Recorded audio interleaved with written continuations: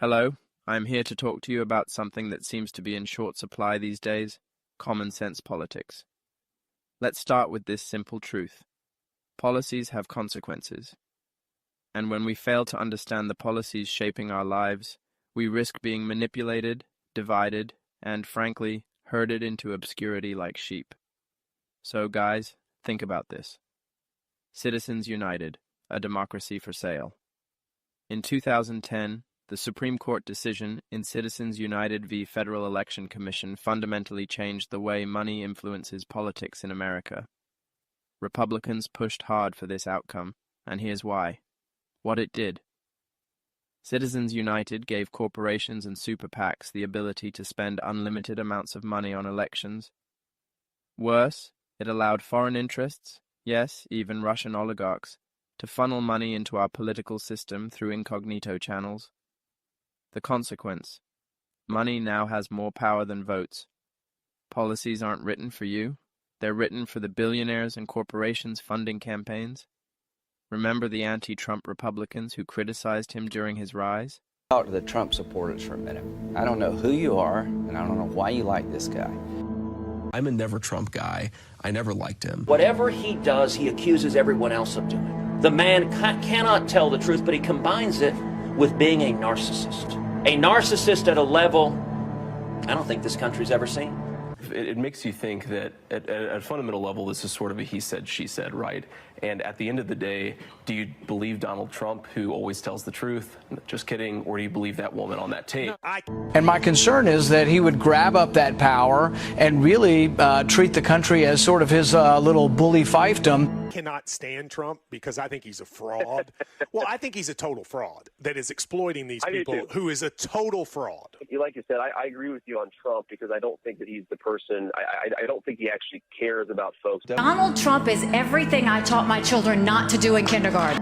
You know, Donald Trump the other day said that, quote, if he tells a soldier to commit a war crime, the soldier will just go do it. There is definitely an element of Donald Trump support that has its basis in racism or xenophobia. I don't think Donald Trump has even read the Constitution, knows what's in the Constitution.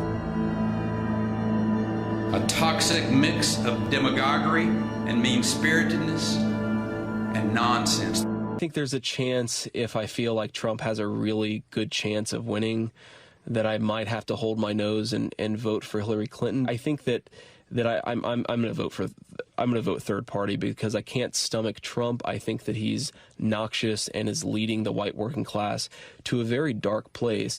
He's a race-baiting, xenophobic, religious bigot. He says he's for the little guy, but he's actually built a lot of his businesses on the backs of the little guy. I just cannot support Donald Trump. Donald Trump is a delusional narcissist and an orange-faced windbag. Donald Trump is a con artist. He doesn't know the difference between truth and lies. He lies practically every word that comes out of his mouth. I think he's a kook.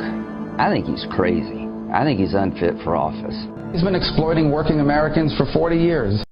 Many of them flipped to become his most loyal supporters. Why? Their super PACs were funded by, you guessed it, Russian oligarchs and other wealthy foreign investors. Here's the truth.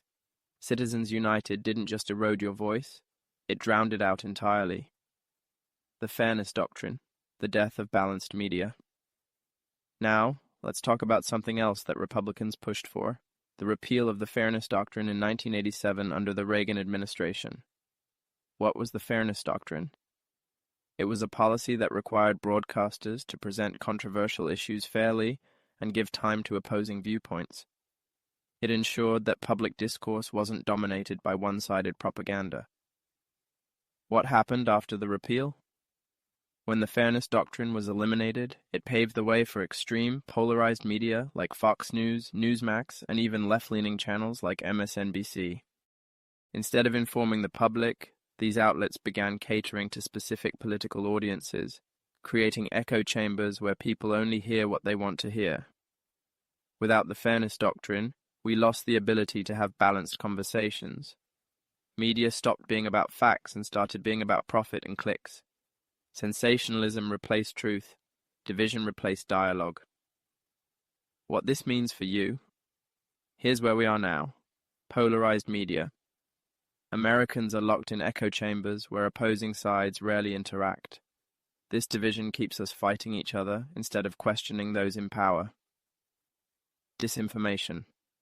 Everywhere, sensationalism and outright lies dominate our airwaves and social media. This is no accident. It's by design. If you're angry, you're distracted. And if you're distracted, you won't notice who's really running the show. A government for the few, the repeal of the Fairness Doctrine and Citizens United created a system where the ultra-wealthy and corporations control our policies. Meanwhile, regular Americans are left with the illusion of choice while their voices are drowned out by money and propaganda. Common sense politics. How we fix this. If we want to reclaim our democracy, we have to stop being divided and start using common sense. Understand the tactics.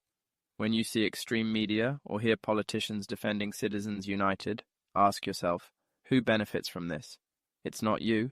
It's the billionaires funding those narratives. Demand reform. We need policies that restore balance, like campaign finance reform, to overturn Citizens United and a modern version of the Fairness Doctrine to hold media accountable. Reject division.